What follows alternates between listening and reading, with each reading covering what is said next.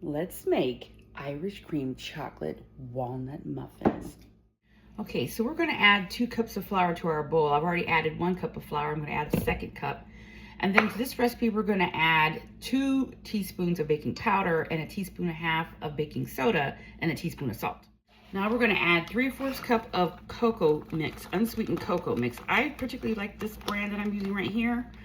I think you can find this at Aldi's. But you're going to add 3/4 cup of cocoa powder to this. And then the secret ingredient, a teaspoon of espresso. And we're going to whisk this really well. And this recipe comes from, this is a signature mix from my bakery, Maggie's Custom Sweet Treats.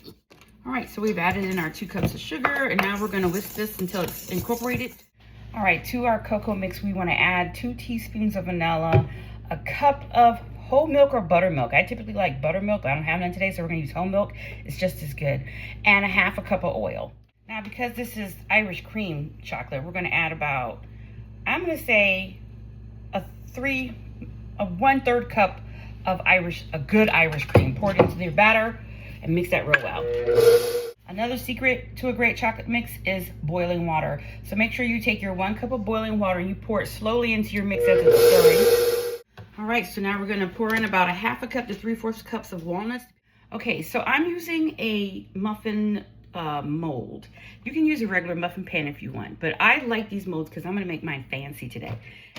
All right, and sitting on top of a baking sheet, I'm going to put these molds into the oven at 350 degrees for about 20 minutes. We'll see how they look after 20 minutes. Perfection. Look at that. They're a little plump, but guess what? We're going to eat them anyway. All right, we've unmolded them, and so we're going to let them cool for about another 10 minutes. Okay, so as our mini muffins cool, we're going to take a cup of confectioner's sugar, 2 tablespoons of unsweetened cocoa, and 2 to 3 tablespoons of heavy whipping cream, and a teaspoon of vanilla. I think I'm going to add a little bit of Irish cream to my glaze. All right, here we go. We're going to take our glaze, a nice, thick, beautiful glaze, and we're going to let it swirl around.